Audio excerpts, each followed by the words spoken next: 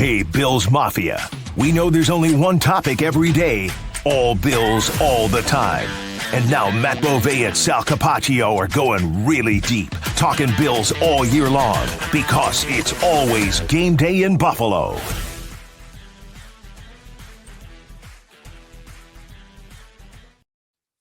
All right, folks, we are all set. We know wild card weekend, Bills hosting the Denver Broncos, 1 p.m.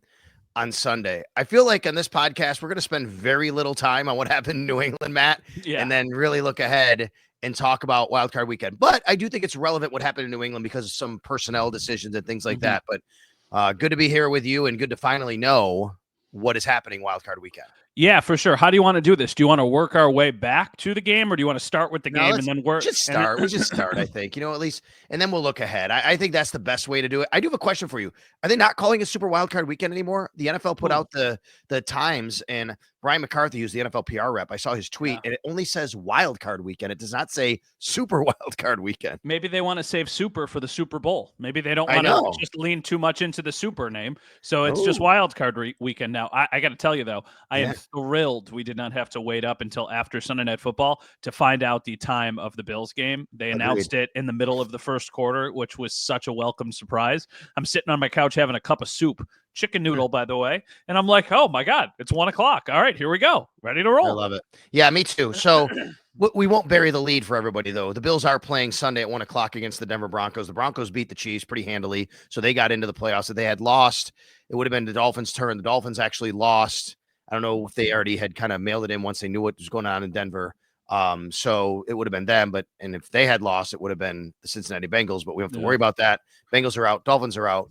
Broncos are in. They play the Bills Sunday at 1 o'clock. We'll run through the schedule here for you in a little while. Let's talk about what happened Sunday, though, and let's see if it has any impact on how the team goes forward. First and foremost, 23-16 loss to the New England Patriots. Matt, I would tell you the most important thing in this game, the Bills came out with no injuries. Yeah. I, as the sideline reporter on the radio network, I will tell you right now, I did not have one single injury for either side, which is very rare in any game, by the way. Yeah. I didn't get an injury report from the Bills. I didn't get an injury report for the Patriots. And I don't believe I saw the medical tent go up on either sideline. Yeah, that's a good sign, right? Yeah. And I mean, for the Bills, I thought that I joked before the game when they announced the inactives at 11:30. I said, there's 3 things for this game.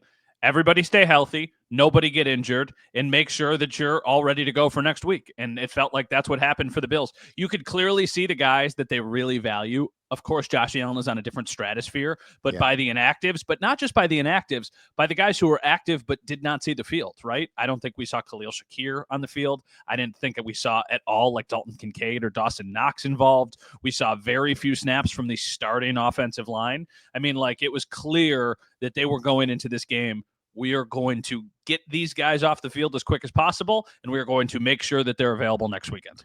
All right, so you mentioned it. Let's start with how the big game started, which was an hour and a half before the game when the inactives were announced. I mean, it was a who's who of starters for the Buffalo Bills that were inactive for this game. We already knew Amari Cooper wasn't going to play. He was announced that he did not travel with the team due to a personal family matter. We do not know anything beyond that. Unless you do, you can share it, Matt, but I don't know anything beyond that. So let's hope Amari Cooper's okay. Everybody in his family's okay. And he's back at the facility and practicing this week. We also knew Terrell Bernard was already ruled out with a quad injury. Curtis Samuel was questionable. He actually played. The other inactives, 5 others, Taron Johnson, Christian Benford, Greg Rousseau, Deion Dawkins, Ed Oliver, and Daquan Jones. I think that's a very good window into who the Bills value and made absolute certain was going to be available next Sunday. Yeah, for sure. And we have seen this team get banged up going into the playoffs. We've seen them get injured in the early portion of the playoffs. So I feel like for them, just ensuring their health is the most important thing, especially with everything locked up. Listen, we haven't really been in this position before. They've been in a position like where you knew they were going to the playoffs, but last year, the last game of the season, they're fighting for the 2 seed for, I mean, going into the day, we didn't know if they were going to make the playoffs. The year before that, they still had a chance at the 1 seed and all this stuff. So, like, for the Bills to have this kind of mini bye week going into the postseason, I think might prove to be really valuable. Everybody's banged up at this time of the season. It's, can you get the majority of your starters out there? And it feels like for the Bills on both sides of the ball, they're going to have everybody available, knock on wood, as long as something doesn't happen this week. All right, so at the time we record this, we don't have the exact snap counts, but I'm pretty comfortable in saying that Matt Milano did not play a single snap in this game. Mhm. I did not see him on the field at all. I don't think Dalton Kincaid did, and I'm pretty positive Dawson Knox did not. But let's just start with Matt Milano. The reason I bring him up is I think, Matt, that is an indication the Bills are rolling with Matt Milano as their starting weak side linebacker next Sunday. Yeah, Dorian Williams was out there for a while in this game, and I feel like that kind of told us the story. Everybody who was out there relatively late into the game was like, okay, they view these players as depth players, and that doesn't mean that they're not going to be on the field. Like, they had to play Smoot, right? But we didn't see much A.J. Epinesa. They had to play Dwayne Carter late. He'll probably play, but we didn't see much. Did we see Jordan Phillips or – I don't remember seeing him much. I don't remember seeing him much. We'll get the official snap counts overnight. I don't remember seeing him much. I know Quentin Jefferson played. Quentin Jefferson played a lot, but I don't remember seeing Jordan Phillips. Obviously, you talked about Ed Oliver and Daquan Jones, right? So, like, there was a lot of guys who they were making sure. I mean, Shakir, right? It was pretty telling to me that very late into the game, Did Khalil play at all? I don't believe so. I don't believe so. That's another one, I mean, it was very telling to me that Keon Coleman and Curtis Samuel were the guys who were out there late in the game. And I know you have to have somebody out there. Yeah. But, you know, at that point, it wasn't Mac Hollins. It obviously wasn't Amari because of what you said. And it certainly wasn't Khalil Shakir. So I would imagine we see a lot of those guys. We also saw Mike White playing wide receiver. And the reason for that was because they didn't want to put Khalil Shakir in there or somebody else in there and say, look, we're going to basically just rest these guys. We need somebody to line up on the outside. So when the snap counts come out, you're going to see Mike White actually having more snap counts than he actually had at quarterback because he played a little bit of wide receiver. All right. So what we did see at linebacker, though, was really interesting. We saw Joe Andreessen play the whole game, and that was not a surprise. I thought it was interesting. Eddie Ulofoshio started. I liked what I saw from Eddie Ulofoshio. And how about at defensive end? Javon Solomon. Javon Solomon, I have people tweeting me and asking me, did this guy earn reps? I do not think he did. No. I just think that would be a really big leap for them. But, man, I thought he had a really nice game. Yeah, Javon Solomon's getting there, but he's not getting home, if you know what I mean. Like, he's getting to the quarterback, but he's not able to bring him down. He's not finishing. And you need to see him finish, especially against, you know, Joe Milton. Credit to him. Yeah. Played a really solid game, but it's not like that's a starting NFL quarterback. And there was a lot of backups on that side of the ball, too. So, like, you would have liked to see that. I thought Ulofoshio made a couple nice plays, but I also saw him getting beat early in the game a few times. I think there was one, like, little dump off to Antonio Gibson where he could have maybe brought him down a couple yards short. It turned into a first and goal, and then that's when Milton ended up sneaking in at a couple plays later. But, I mean, that's to be expected, right? Like, this is a guy who hasn't played a lot of snaps. So, man, I think that was – I don't know if you're watching the game. Did you just see that debacle? I'm not watching the game. Yeah, all right. There was just a weird play. So, yeah, I mean, there was a lot to like from some of the depth guys, but nothing to me that says, okay, these guys deserve more run than they're currently getting, except for potentially one player, which I would imagine is where this conversation is going next. Go right ahead. I don't think it's out of the question that they use Cole Bishop as maybe even a starter at safety. I agree with you. I think it's going to be interesting. I'm not going to sit here and tell you I think Cole Bishop is going to start. It certainly wouldn't surprise me, though. Do you think that they kind of went into, do you think it's possible they went in today and literally, here's what we saw today at safety. I don't believe I saw Cam Lewis play safety. He played nickel. I don't believe he played safety. We saw Cole Bishop. We saw Taylor Rapp and Damar Hamlin start. Cole Bishop came in later, and there really was. Did Bishop play with Rapp? I have to look at that. He certainly played with Hamlin. No, he played with Hamlin, but I don't think he played with. I don't think he played with Rapp. Do you think they literally said we're going to see how these guys play, put it on film, and we're going to make our decision with this game in mind, even about how they play? You know what's interesting though is I never thought if they were going to use Cole Bishop, it would be with Damar. I thought it would be with Taylor Rapp. That might have been just because they wanted to get Taylor Rapp. Exactly. Rest. I think they think in their head, even though he had the really bad play, you know, the one play that Milton beats him and he gets lost. I think in their head, they think Taylor Rapp is our top safety. Then there's a drop off, and then it's Damar Hamlin / Cole Bishop / Cam Lewis, essentially. But I think in their minds, that was them getting Taylor Rapp out of the game before they got those two out of the game because they prioritized Taylor Rapp and what he does for the defense. All right, so I've just turned on the game. Is there a safety? Jared Goff took a safety? No, he didn't take a safety. They called it an incomplete pass, but it was a little bit weird the way it all played out. It kind of looked like it could have been intentional grounding, even though he throws it to Gibbs. It was just a very strange play. All right, so let's stay on the safety thing. I had a point I want to make about safety, you know, and how they play. Cole Bishop does give them, I think, more options of how they want to kind of play their guys. He's more athletic than Damar Hamlin. He also, I think, is more risky. So I think that's what Sean McDermott has to weigh here, right? Which is, it is a little more risk reward with Cole Bishop, but I think you certainly see the athleticism in the traits that jump off at you, whether it's in the run game or pass game, that DeMar really doesn't have. And DeMar is just more of the safe, keep everything in front of you guy, which is maybe what they want to do. Mm-hmm. Yeah, I mean, it's an interesting point of when you opt for risk reward. Do you opt for risk reward against the Broncos because you think that you're a better team than them? Do you say, no, we're going to go with the more safe bet, no pun intended, with DeMar Hamlin, because we think that, that this defense is good enough to make some plays and our offense is going to outscore them? And then maybe, if you play somebody down the road who you think Cole Bishop might be a better matchup against. I'm all in, though, on the Bills, going for it, like trying things that, you know what I mean? Like I understand risk reward, but you know what I mean? Like, listen, they've been eliminated in the divisional round for all these years in a row. Like, if there's something you think that could maybe put you over the edge or maybe give you a play or two, I'm open to maybe the negative, the downsides that come with that. All right. So Rasul Douglas played. He was active. Christian Benford was not. Yeah. That was interesting a little bit, and it's okay. I mean, I think Rasul did play. I have to look again. No, he played. No, he played. Yeah, he started. He played. He started and played too. And then he came out, and that might have been just him wanting to get some more reps. By the way, as a veteran, going, hey, I was out for a little while. I just want to get some things. Get my feet wet here. Otherwise, they played Jamarcus Ingram at nickel. He also played outside. Brandon Codrington came in, and Kyrie Elam. And I believe, Matt, you can correct me if I'm wrong. I think the entire back five offensive line played the whole game. I don't think one starting offensive lineman played. No, I think. Ooh, that's a good question. Because I'll tell you the starting lineup is right here. I got the game book. Okay. Yeah. The starting lineup was Grable at left tackle, Anderson at left guard, Van Pran Granger at center, right guard Will Clapp, right tackle Ryan Vandermark. 5 complete backups. Not one starter, and I do not think any of them came off the field. Yeah, the only one I wasn't sure about was I knew Vandermark was at right tackle. I knew Grable was at left tackle. I kind of thought I remember seeing Osiris Torrance in there, but obviously, they wouldn't have started those guys and then not had like brought in one of their starters. That doesn't make any sense. So yeah, I would imagine it's probably a safe bet that those are the guys that played. All right, and then obviously let's talk about the milestones and things like that real quickly here. Josh Allen gets his 115th straight start.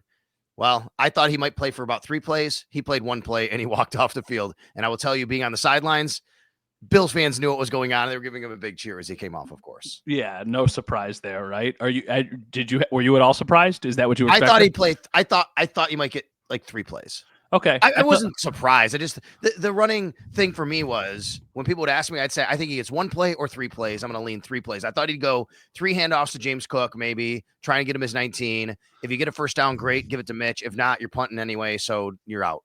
I kind of love the bit, right? If you're going to take him out early, you might as well just take him out after 1 play. Yeah. And I kind of love that. Yeah. All right. And then, so he gets his 115. And yes, James Cook gets not only his 19 yards, I think he had 28 total. So he finishes with 1,009 yards on the season. And after exiting the game, he comes back in where they actually give it to him. And I actually think Mr. Trubisky might have intentionally went short of the end zone to know that was happening. Oh, absolutely. Okay, absolutely. Like he was scrambling and it looked like he just hit the deck at like the 2-yard line because he knew. I like the self-awareness from all of them. And I know that there's going to be people who are mad in the comments, like you should try and win every game. You should never. I totally understand all of that stuff. But I like the self-awareness from the coaching staff and from the players of knowing like, okay, these are the things that matter to us, and these are going to be the things that we try and accomplish. Sean McDermott's aggressive. He, on a normal game, would not be punting from the 35-yard line. He wouldn't. But what better situation to try and pin somebody deep than from punting at the 35-yard line and getting your punter a $100,000 bonus? All right, so let me ask you a question. I'm glad you brought this up. You don't think – I don't think this, but it is possible. I'm not going to put it past. I agree with you. They did it for that reason. Do you think there was also well, you know what? We don't really care if we win this game because the Patriots don't get the number 1 pick then. Reason for doing that, for punting. No, because I feel like you would want to see Tyler Bass try and kick a long field goal. So, I mean, it's a 53-yarder. So, like, that's not out of Tyler Bass's range. You would expect him to be able to make that kick. So, if you're trying to at least take something away from the play, I would have just kicked the field goal. But I think that they valued getting Sam Martin incentive more than they valued But even if you try Tyler Bass, that means you were trying to score. What I'm saying is, do you think he also decided to punt because they figured, hey, if we lose this game, the Patriots actually don't get the number 1 pick. It's okay to make decisions in these situations that might lean a little bit more conservative. I don't know. It's something that I've thought about all day because I don't think it's in Sean to lose. I agree. I don't think they would wanted to do that. I don't think they cared if the Patriots got the number 1 pick. Now that the game's over, it's great they don't, right? But in the moment, I don't think they would care. I don't think that. It was funny. I tweeted and I was joking, but the Bills missed an extra point or something, and then the Patriots fumbled a couple plays afterwards or something. And I was like, oh, there's the Patriots trying to ensure that they get the first overall pick. I've definitely heard that, yes. And like, then all of a sudden the game gets away from the Bills. I don't think that they were going balls to the wall to try and get back into the game, but I don't think that they were like intentionally trying to lose. But, I think what did you think about the Patriots pulling Drake May after a series? I think like this is first off, I mean, like the coach got fired. So like, I'm sure that an hour after the game, by the way. An hour after the game. So I don't know how many of these decisions he was making or whatever. And honestly, for him, hell yeah, dude, like you're going to get fired. Give him a little F off, excuse my language as you're leave. I don't know if I'm allowed to say that on here, but whatever. Like as you're leaving your job, right? It's like, why would you set them up perfectly if they're just going to take something away from you? So you think he knew it? You think he knew he was going to get fired? Well, did you see the stuff before the game from Adam Schefter? And then like some of the Patriots? All I saw from Schefter was he said leaning out or something. Yeah, like the leaning out stuff. But the language that a lot of them were using was there was a very eerie feeling, and it felt like there was going to be like a cleaning house. Yeah. And I wonder, I also saw like the interview with him on the broadcast that was like very awkward and weird. It was like, yeah, just want to make sure that we put forth a good effort today or something. It was just a very strange interview. So I don't know. I'm not like, I don't think that he was trying to lose, but I also kind of love the fact that if he was going to get fired, he unintentionally screwed them moving forward. Okay, and then you brought up Von Miller real quick. Let's touch on him as well. He gets that sack right away, and then he's out, which is great for him. He gets another $1.5 million after getting one more sack. Yeah, and it's interesting. I did a conversation with Brian Baldinger. I think you were gone. You were in California or something. It was like a month and a half ago, and he insisted on the podcast that Von Miller is saving like everything he has for the playoffs. He was like, Von Miller is going to be a different player in the playoffs than he's going to be in the regular season. Like I'm telling you, that's the way that this guy's wired. And that could be an X factor for the Bills moving forward. And I've always kind of had that in the back of my head. Like, is there a chance that we see a different version of Von Miller in the playoffs than we have for the last several weeks? I think the answer is probably somewhere in the middle. And then we see him get literally one snap in this game and get a sack against Drake May. And now next week, he's going against the team that he played for all those years. And he was a part of the last playoff team that they were in 2015. He was a part of that team. So I think we're going to get like Von Miller on a different level this week. And I think that might be a very good thing for the Bills. And then Von Miller, of course, used to play for many years the Denver Broncos, where he was a MVP of the Super Bowl 50. And the Bills will play the Denver Broncos coming up next Sunday. All right, I'm going to see if I can do this real quick. I'm stealing your job here, Mike Robbie, our producer. I put this. Let's see. There it is, Matt. How about that? Yeah. And everybody see that and everybody hear us? There's the schedule. All right. Chargers, Texans give us our annual AFC South special to kick it off on Saturday. And then Steelers, Ravens. Boy, man, the Steelers, if the Steelers blew their chance, they have not played very well. They blew their chance for the North. And now they have to go to the Ravens, which, hey, you never know. It's a division game. And that means the Chargers go to the Texans. So we'll get those games on Saturday.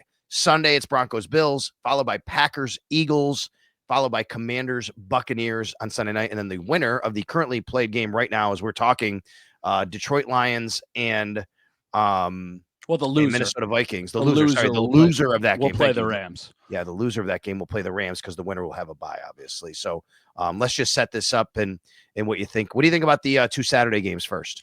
I'm not at all surprised by the Saturday afternoon game. That was, that's the AFC South special. That's what the Bills played in when they played the Texans 5 or 6 years ago, whatever it was. I'm a little bit surprised by Ravens Steelers, and I'm not surprised that game's in prime time because I think that that's worth it. I'm surprised that game is on Prime. like I'm surprised Prime got that big of, that's a relatively big game. I would say as far as the games we're looking at on the screen, the Ravens Steelers and the Eagles Packers are probably the two most enticing games to national audiences. So, and then, like you have the pockets, right? Like people want to watch Josh Allen play because he's spectacular. Well, now Nance and Romo get that game. I'm sure CBS is thrilled to get that game. But I am a little bit surprised Ravens Steelers to me. That's kind of why I thought Bills Broncos could be the Saturday night prime game, because I kind of felt like Ravens Steelers could have been like that quintessential Sunday afternoon AFC North game. Well, how much of a chance you give the Steelers to upset the Ravens? Not much. I mean, what do you know what the line is? Do you know? I don't. I haven't seen. I see the Bills are 7.5 to 8.5, so about 8 points either way for the Bills. What do you think it is? What do you think it is? For Ravens. I am gonna guess Ravens favored by 5.5 to 6. Okay, so it was like 6.5 to 7.5, depending on where you looked. So pretty similar. When I looked, I believe it was 7.5. Well, that's tough, though. I mean, I don't know, man. Matt, division games, right? I mean, division games are tough, and I tell you, the Steelers stink. The Steelers are bad. Listen, I get it. I understand. I know that. I'm just. I will tell you. I texted Jeremy Kahn, Baltimore Odyssey Station, and said, "Who would Ravens fans rather play?" And he said, "I think the Chargers, because the Steelers are a division game and it's always tough." Yeah, well, you know what this feels like to me, and this is just my perception of it. It feels like the 13-second year when the Bills got the Patriots in the playoffs, and it was like, but it's the Patriots. Yeah. And then the Bills had a perfect game against them. I feel like the reputation is different than what's actually happening out on the field.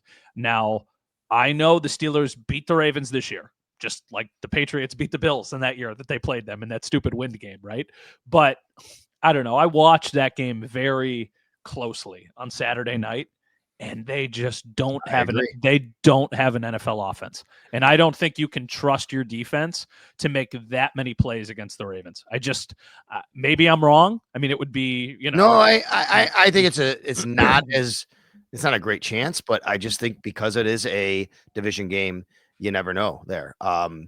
Chargers should take care of business with the Texans, right? And if things were to hold, if those two games won, by the way, two things would happen. Number one, you'd know that the Bills would win and then host. If the Bills would win, that means, they would host the Baltimore Ravens. Yeah. Chargers would go to Kansas City. The other thing is you're going to get a lot of people saying how unfair it is because the Ravens got an extra day's rest by playing a night game on Saturday night with the Bills playing on Sunday, but whatever. That's going to happen in the NFL. Here's what does kind of stink though to me. If the Steelers were to upset the Ravens, if it were to happen, they're going to Kansas City and getting just hammered. Yeah. I mean, like at least the Chargers to me had a chance to go to Kansas City to maybe run through both. Well, you know what I mean? There's still a chance. They still can do that. That's still, I mean, I don't want to go future because I think that the Broncos are a very good team. And, I feel like the minute you start to think about how things play out, it ends up, completely like falling on your face. But I think there's a world where the Chargers beat the Texans and then the Chargers go to Kansas City and can beat the Chiefs. I really do think that I really do think that's possible. So if you do go down the scenarios, right, if the Bills were able to win and then all of a sudden win again, now you're hosting the AFC Championship against the Chargers, which we thought like 2 weeks ago might be the team that they could potentially play in the first round of the playoffs, right? So like never say never, but focus on not you, but just like in general, focus on the Broncos because I think the Broncos are a good team. I think the Broncos are legitimate on both sides of the ball. And of the recent wild card matchups the Bills have played, I think this is the hardest one. I think it's definitely harder than the Steelers last year. It's definitely harder than Skylar Thompson and the Dolphins. I think it's harder than that Patriots team that they just walked over. I think it's harder than the Colts team that they dismantled. Oh, they didn't dismantle, but they beat with Phillip Rivers. Like this is a very legitimate opponent. And the Colts came down to the last possession with the ball and only down one score. And the Dolphins, obviously, the same thing. And the Steelers were making a game of it. Every game besides the Patriots game has been a close wild card game. If you're looking at weather right now, as of right now, about 30 dukes, not much wind, and not much chance of precipitation. I like it. Yeah, that's good. I like that. I mean, okay. Not that this is crazy. The Dolphins owner, Stephen Ross, has announced that Mike McDaniel and Chris Greer will both return in 2025. Both return. Both There was return thought in that Chris Greer 2025. would not return. There was That's a thought that Chris Greer would not return. I am not surprised by McDaniel I'm would. not surprised by McDaniel. I'm a little surprised by Chris Greer. Okay, so let's wrap this up by getting some initial thoughts on the Denver Broncos. Bills play them wild card weekend, and yeah, I have not seen it as super wild card. I'm gonna find out. It's just wild card now. I think they're playing Sunday at 1 p.m. Initial thoughts. You just said it. I agree with you. Here's what I like. Here's what I don't like. Let me phrase it that way. On initial thoughts, we have a lot more to talk about this as the week goes on. And by the way, you can find us talking about it everywhere on all of our podcasting platforms. Of course, wherever you pod, iTunes, Spotify, WGR and Odyssey app, and of course at the South Sports YouTube page where you see the video. All right. What I like, let me start with what I don't like. What I don't like about this matchup is that the Broncos are very good at getting to the passer. They have close to in fact, I'm sure they had more than they probably had a few sacks today. They have like 60 sacks in the season. They've sacked the quarterback more than any team in the NFL. That is something I don't like about them. They have a very good defense. All right. I also don't love the fact that they have a rookie quarterback who is playing really well right now. And today he was great against the Chiefs, and a Hall of Fame, probably head coach at some point. Well, at least a Super Bowl winning coach, I should say, in Sean Payton, who's done a really good job, who came to Buffalo last year with Russell Wilson and beat them. Like, they're going to have a game plan. They're going to have a game plan ready to go for the Bills. Here's what I like about the Bills matchup. The Broncos don't run the ball particularly well. The teams that have really given the Bills trouble really have kind of put them in a bind by running the ball pretty well. We've seen that. The Broncos don't run the ball particularly well. I also like it is a rookie quarterback. It's Sean McDermott against a rookie quarterback. They're going to do whatever they can to confuse him. And also what I do like is that you have a West Coast team coming here, West Coast, Mountain Time, for a 1 p.m. game after they're coming off a super big high of getting to the playoffs and going crazy and celebrating that. Yeah, to me, the Broncos externally feel a little bit like the Bills did in 2019. Now, I know it's not an apples to apples comparison because Josh was in his second year and Bo Nix is in his rookie year. I feel like that team has got some promise. They've got a stingy defense, and they're missing just a couple pieces to go from being a playoff team to a legitimate Super Bowl contender. I like Bo Nix a lot. I think Cortland Sutton is an awesome player. The running backs, I think, are good, and I think Mims is a bit of an X factor. The things that concern me, to your point about the defense, like they make plays and they get after the quarterback. But the Bills' offensive line is fantastic, and Josh Allen is really good at avoiding sacks. The thing that concerns me is actually not about the Bills' offense. It's the Bills' defense. I don't know if they're going to be able to stop the Broncos as much as they would be able to stop maybe some of the other potential matchups that they were going to play against. I do think that this is a better draw than the Bengals, for sure, right? Like, it has to be. But that said, like, they're a little bit of a buzzsaw right now. And I know that it's one game, but man, you play with that sort of swagger and that sort of confidence. What I'm trying to do right now, and I feel like we're all probably guilty of this, I watched them dismantle backup players today for the Chiefs. And in my head now, I'm like, oh, maybe they're much better than I thought. But I also watched them 2 weeks ago lose to the Bengals, who, and have 7 points going into the fourth quarter on offense. Yeah. So I have to find like the happy medium here. But to all your points, the things that I like for the Bills, Pat Surtain is an unbelievable player. He might be like the best defensive player in the NFL. But the Bills are an interesting matchup because it's like, okay, who do you want to take away? Like, you're going to go on Amari Cooper? Like, we've functioned all year without needing Amari Cooper. Like, you want to go on Keon?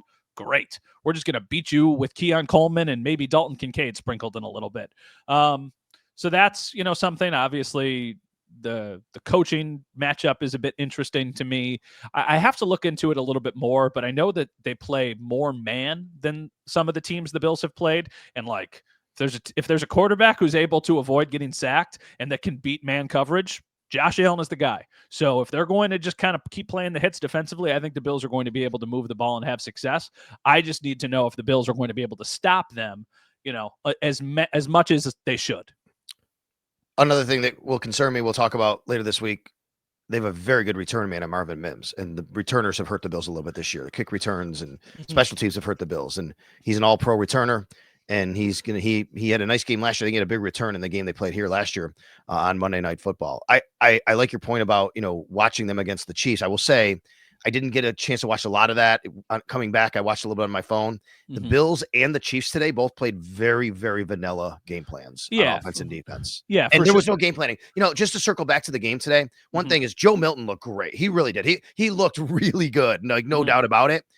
I'll also just let everybody know this and remember this. The Bills weren't game planning for Joe Milton. No. Like, if you're game planning, you might not have that busted coverage, that wound up to a touchdown. So you got to remember all that stuff that's going on. I know, but how much did you see the final score or anything or the box score? Have you seen how the Chiefs?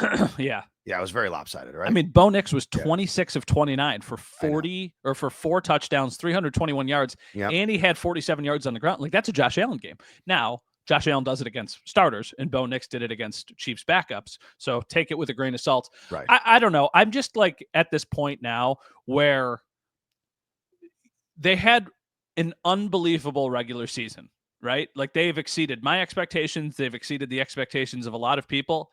And one bad day ends your season now. And right. I believe that they are a good enough team to go on a serious run here. I think that they're a better team than the Denver Broncos, but it's just ensuring that you don't slip up like we have seen them do at times, not as much this year, but at times. I do think that a big X factor, though, is that it's at home. I mean, they've been fantastic at home. That's huge. All right, we're going to talk more about this as the week goes on. The Bills' schedule should be a normal schedule since they are playing Sunday at 1 p.m. Thrilled. So, yeah, Thrilled. So for all of us and the team, it's going to be... You got Broncos guests? You know people with the Broncos? Oh, yeah. I mean, our guy Ben Albright's out there. We could talk to him a little bit. Yeah. But we have other Susie. She's the sideline reporter on the Broncos radio network. I know Susie. Brandon Cristal. I got a lot of friends in Denver, pal. I got friends all around the country. Yeah, we got a script station there. We got an affiliate out there that I'm sure we're going to be working with a lot this week. So Denver. I mean, it's a fun matchup, right? I mean, you would want, for perspective, I'm always the guy who brings up the betting lines and stuff on the show. So the Bills are a 7.5, 8-point favorite. Do you know what they were last year against the Steelers? Out of curiosity, about the same, probably. I'd say 7.5 to 8. It was 10. So I think of it like that. I'm like, okay, I think that going into that game, the Bills definitely should win that game. Yep. And, the Bills should win this game. They've got playoff experience and they've got the MVP in the NFL, in my opinion, with Josh Allen. They should win this game. It's just don't have a bad day and, make your life more difficult than it needs to be. We will talk a lot more about it as the week goes on. For our producer, Mike Robier, for Matt, I'm Sal. Thanks a lot for watching and listening. We'll talk to you a lot more here on It's Always Game Day in Buffalo. Bills Broncos Sunday at 1 p.m.